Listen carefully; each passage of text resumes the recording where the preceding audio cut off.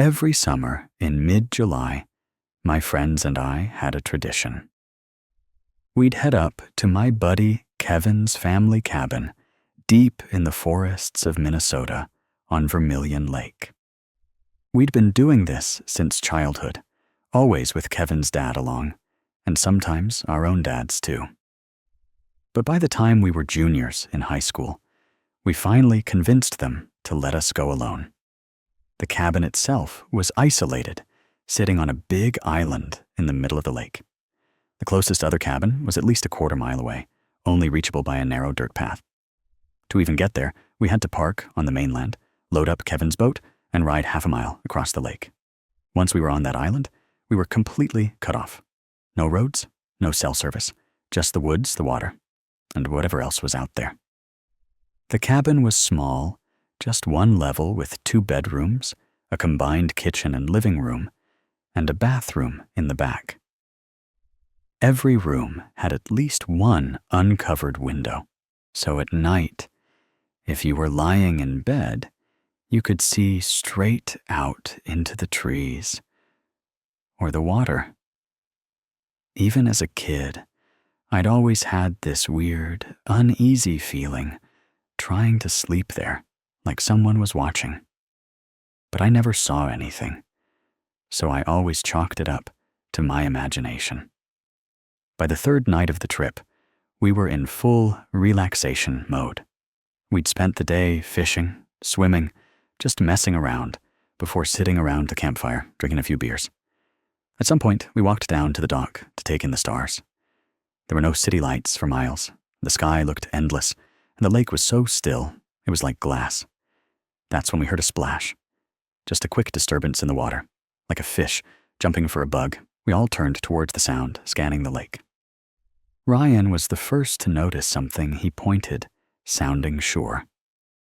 When I followed his gaze, I saw it too. At first, I thought it was a log. But then I noticed the long, black hair. It looked like a head, just sitting there, completely still, staring straight at us from at least 3/4 of a football field away. The moon was bright enough that I could see the pale skin, but there were no clear features, no eyes, no mouth, no nose, just a smooth, ghostly white surface. The second I realized what I was looking at, a wave of fear locked up my whole body. My arms and neck were covered in goosebumps. My stomach turned. We told ourselves it was a loon they hunt at night and can dive underwater for long stretches. But loons don't stay that still. This thing wasn't moving at all. It wasn't bobbing with the current, wasn't rippling the water. It just floated perfectly stiff, like it wasn't even real. The longer we stared, the worse it felt, like acknowledging it was somehow inviting it closer. So without another word, we turned our backs and went back to the fire. We tried to shake it off. We stoked the flames, drank more, tried to laugh it away, and for a while, it worked. Then I had to pee. The bathroom inside was taken, so I stepped outside, wandering a little toward the trees near the lake. As I stood there, I let my eyes drift back to the water, and my blood ran cold. It was still there, but it had moved now at least 30 yards closer. Still perfectly still, still facing me. This time, I could see its nose. My stomach clenched, and this awful heavy feeling settled over me like I'd made a mistake just by looking at it again. Moving slowly, I backed away and went inside. I told the others it was still there, and had gotten closer. We all went out to check. And there it was, same place, same position. But now its chin was tilted up, like it was looking at us, from just under the surface. Nobody spoke. Nobody dared go down to the dock. Kevin was the first to say it out loud, trying to make us all believe it was just a log. We knew he didn't believe that, but we pretended because the alternative was worse. A few hours passed. The night got late. We all tried to sleep, the heat forcing us to keep the windows open. Tommy and I crashed in the living room, while Ryan and Kevin took the bedrooms. But sleep wouldn't come easy. I lay there, forcing my eyes shut, trying not to think about the lake. That's when I heard it. Footsteps, slow and deliberate pacing, just below the stairs where the fire pit was. The sound was distinct, like boots clicking against the wooden dock. Circling, like whoever it was didn't know what to do next. My body was frozen, every muscle tense, my breathing shallow. Then the sound of 2 slow, creaking steps up the porch stairs. And then, nothing. I wanted to whisper to Tommy to ask if he heard it too. But I couldn't move. Couldn't risk making a noise. After what felt like forever, I started to think maybe I'd imagined it. Maybe my mind was playing tricks on me. But before I could convince myself, Ryan's bedroom door swung open. He was pale, his face tight with fear. And the second he saw I was awake, he said, "We need to leave. Now." My stomach dropped, but I forced myself to sit up, demanding to know what happened. Ryan's voice was shaky, his hands trembling as he threw his stuff together. He said that when he turned over in bed to get comfortable, he saw something looking in through his window. He only saw one eye, white skin long, black hair, draped down over the glass. And the second he saw it, it moved away. The realization hit all of us at the same time. Ryan's window was nearly 7 feet off the ground. For something to be looking in from the top corner, it would have to be incredibly tall, standing on something. Or floating. Ryan didn't care about logic anymore. He just kept repeating that we had to leave. And that was enough for us. We grabbed whatever we could, shoving our things into bags without packing properly, and bolted for the door. When we reached the bottom of the stairs, we all froze. Bare footprints scattered in the dirt, leading around the cabin, towards the trees, toward the lake. Without stopping to think, we ran straight to the boat, tossed our stuff in, and sped off, without once looking back at the island. I didn't even think about the thing in the water. Didn't check to see if it was still floating there.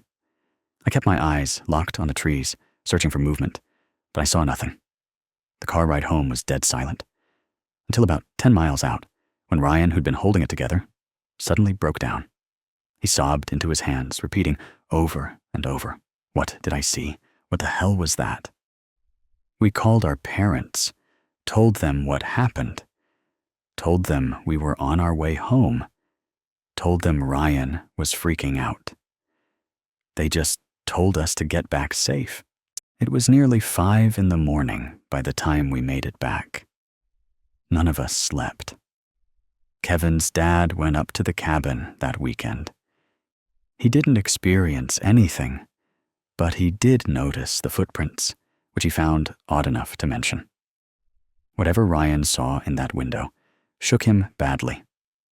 For weeks after, he struggled to sleep, eventually needing medication just to get through the night. He got better over time, but even now, he refuses to sleep near a window without curtains. As for me, I've never gone back to that cabin. It makes me sad, because I have so many good childhood memories there. But after that night, I just can't do it. Tommy and Kevin have both returned without any issue. But Ryan refuses. And honestly, I'm with him. Maybe it was some kind of sick prank. Maybe it was something worse. But what sticks with me the most is that everything, whatever was in the lake, the footsteps, the thing at Ryan's window, it all happened in the same night.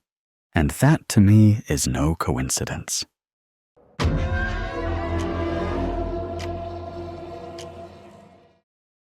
I was 11. My older sister, Ariel, was 14, and my younger sister, Belle, was 8. We weren't really a vacation family. My dad was a freelance programmer who made decent money, but he was drowning in debt.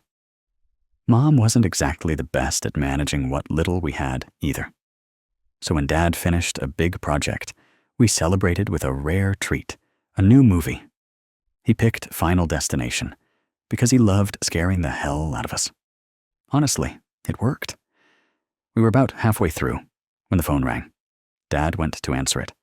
Next thing we knew, he and Mom were talking in the other room. By the time they came back, they hit us with, "Hey, we're spending the weekend in a cabin." Apparently, the client Dad had just worked for owned a lakeside cabin up in the mountains, and he'd offered us a weekend stay for dirt cheap. Mom immediately went into packing mode, so we never finished the movie. After school the next day, we loaded up the van and made the 2.5-hour drive into the mountains. The cabin was actually pretty nice, just a one-story place with a cozy little nook you could climb into. That's where we found a stack of old board games.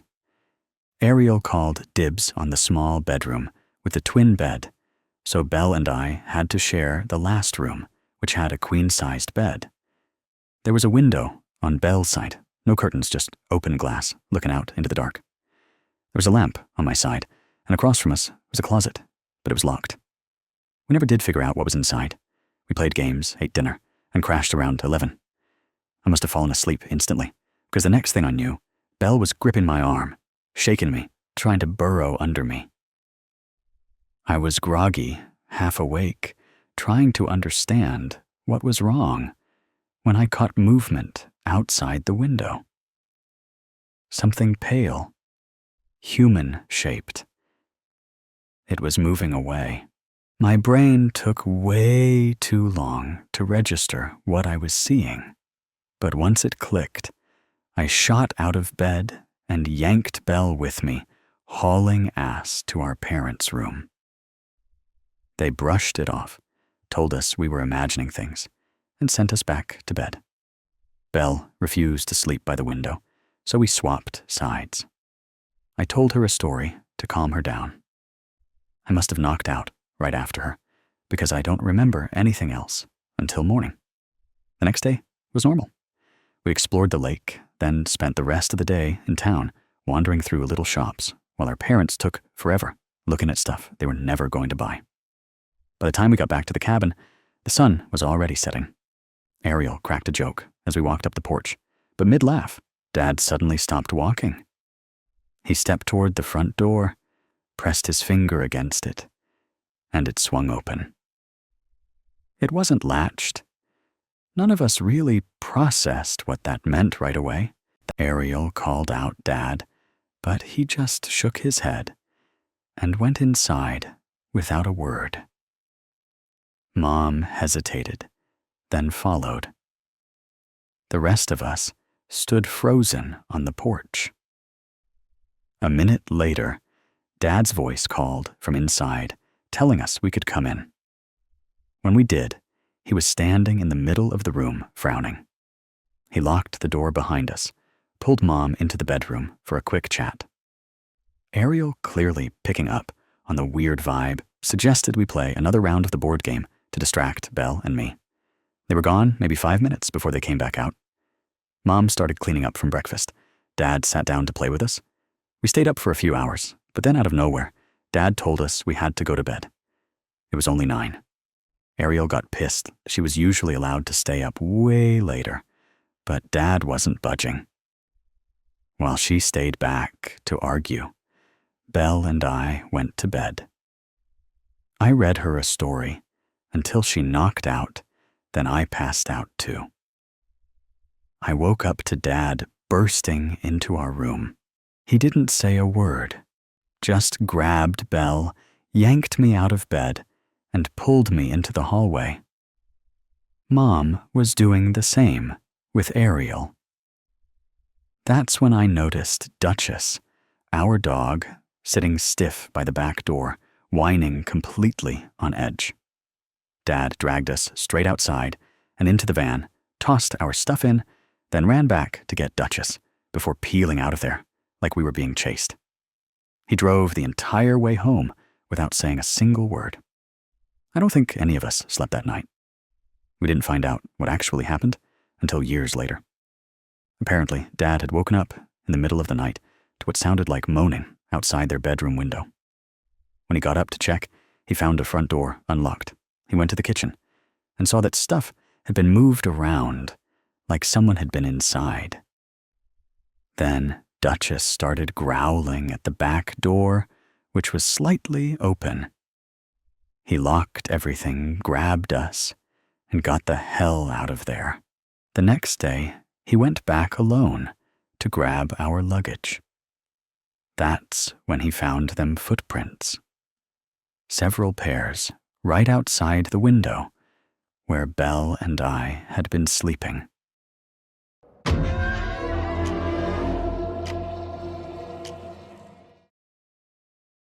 This happened a couple of years ago, when I was living and working at a kids' activity camp, my first time ever living away from home. The camp had these 2 massive cabins tucked away in the woods, each packed with around 40 staff members, 2 or 3 to a room. It felt like one big community, so nobody really bothered locking their doors. We all knew each other.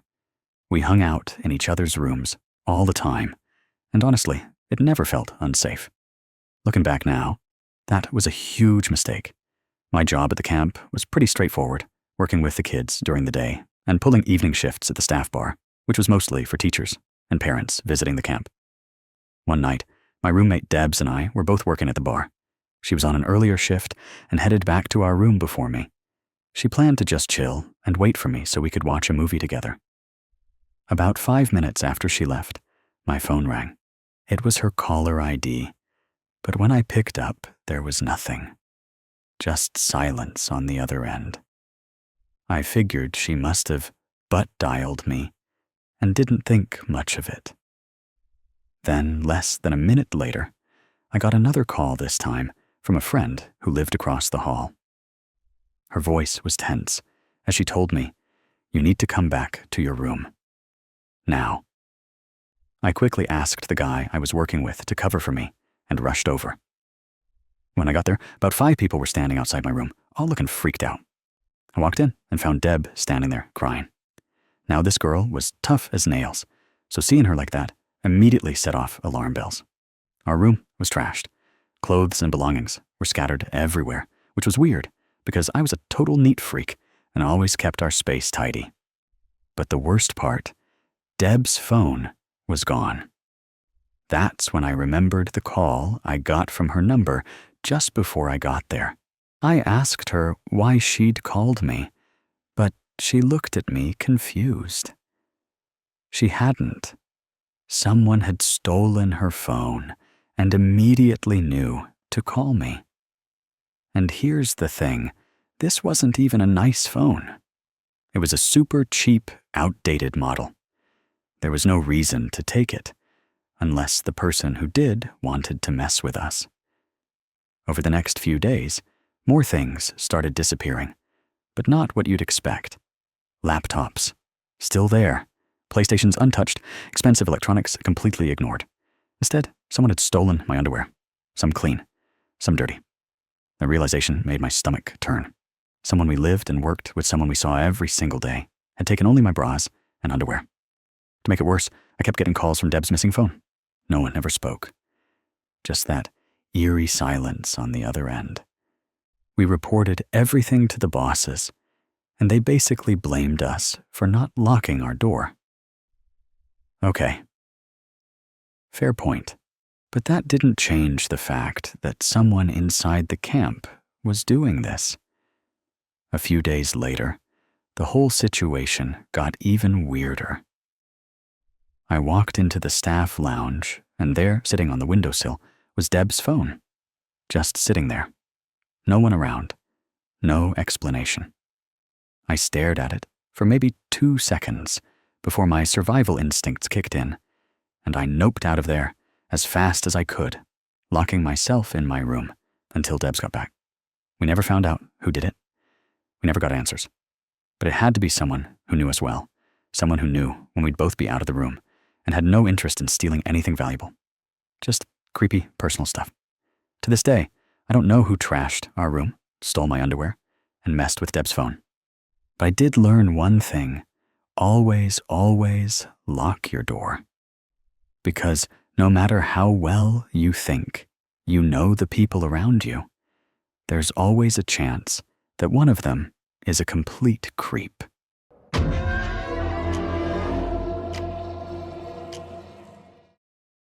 This happened about 10 years ago when I was around 12 or 13.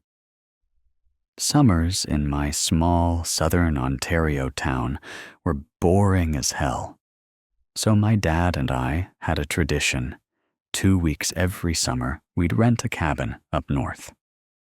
Our favorite spot was Manitoulin Island, a small touristy place that took a 6-hour drive and a 2-hour ferry ride to reach. The trip itself was part of the adventure. On the ferry, we ran into this older guy in a semi-formal suit handing out homemade maps of the island. It looked like something made in MS Paint, but it had a bunch of tourist spots marked out, so we grabbed one, thanked him, and went on our way. We had an awesome trip, exploring every little fishing shop and tourist stop on the island. But by the last 3 days, we'd seen everything worth seeing. That's when Dad remembered the map. At the very bottom right corner, past everything we'd already visited, there was a long dirt road leading to a picnic area. No signs, no real details. Just a dotted line heading straight to the lake. Figuring it might be a hidden gem, we packed up the car and decided to check it out. Now our ride wasn't exactly built for off-roading. We were in an old '88 Mustang ragtop that had been pushed to its absolute limit that trip. The oil pressure had been dipping because of the heat, but Dad, being a mechanic, wasn't too worried. As we set off, the scenery was beautiful open fields, thick forests, but then we started passing through small, rundown towns. In one, we saw a whole group of people covered in red and black war paint, just standing there, watching as we drove past. It was eerie, but we figured it was some kind of cultural event, so we kept driving. Finally, we reached the turn that led to the dirt road. Asphalt turned to gravel, then to straight dirt. The path got narrower and narrower until it barely fit our car. The power lines stopped, meaning whatever was back here had no electricity. Old rusted logging equipment sat abandoned in the woods. The canopy above got so thick it felt like twilight, even though it was mid-afternoon. We joked about the hills have eyes and wrong turn, but deep down, I think we were both starting to feel uneasy. Then the trees opened into a clearing, and we saw it. Right beside the road was a massive wooden stake, like something straight out of a Salem witch trial. It had a huge platform halfway up, built from logs, twine, and straw, with a single giant log sticking up from the center. Further ahead was a rundown 2-story house, old plantation style. Its windows were shattered. Its front door was barely hanging on to one hinge. And there, just past the house, perched right on the edge of a cliff overlooking the lake, was a single wooden picnic table. Before we could even process what we were looking at, a dust cloud kicked up from behind the house.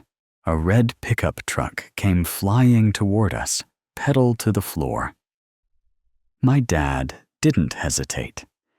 He threw the Mustang into reverse so fast, I nearly lost my lunch. He spun us around and gunned it. But then the car started beeping. The oil pressure had dropped dangerously low. Dad swore, pushing the engine past its limit.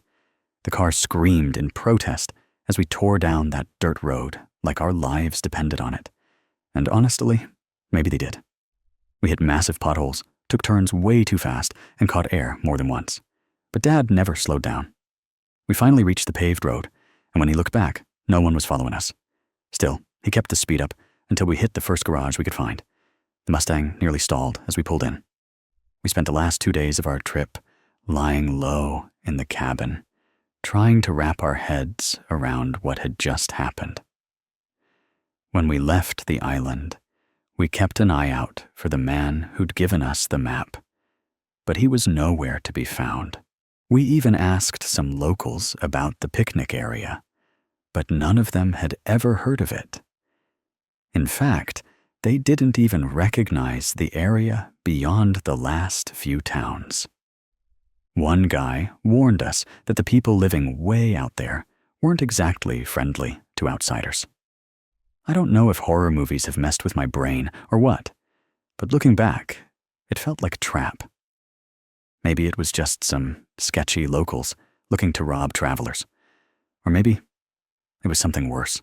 If you ever visit Manitoulin Island, don't let this scare you. It's an incredible place with kind and welcoming people.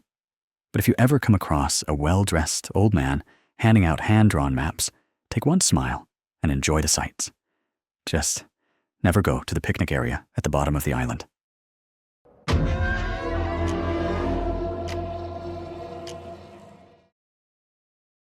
Summer 2020 had us all going stir crazy. After months of being cooped up, thanks to COVID, my friends Alex, Violet, and I were desperate for a getaway. We settled on a mountain trip, hiking camping, and for one night, a stay in a secluded cabin near an old fire tower.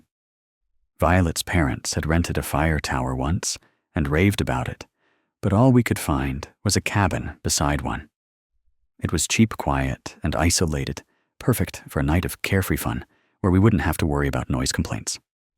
In the days leading up to the trip, we hatched a plan to drop acid at the cabin. Violet was all in, even bringing an entire sheet along for the ride. But as we set off, something gnawed at me. I had this deep, gut-wrenching feeling that we shouldn't trip that night. I told Alex and Violet I wasn't doing it. They were pissed. We argued, but I refused to budge. And looking back now, I'm so glad I stood my ground. The drive to the cabin was eerie. 30 minutes from the nearest town, the road wound up the mountain, a busted one-lane strip with no pull-offs, no campsites, no signs of life. Just us, the trees, and a single cabin at the peak. We got a fire going and settled in as dusk fell.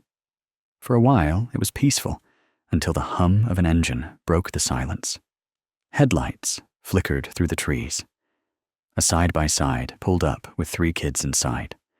They waved, climbed the fire tower, then disappeared into the night. That was the only human contact we had. Once inside, we heated up some half-assed hot dogs and sat in the cabin's deafening quiet. The stillness was suffocating. No air conditioners, no traffic, just the wind whispering through the trees. Every little rustle outside made us jump. To shake the tension, I cracked open some wine coolers, tossed a board game onto the table, and tried to lighten the mood. It worked for a while. We got loud. We laughed.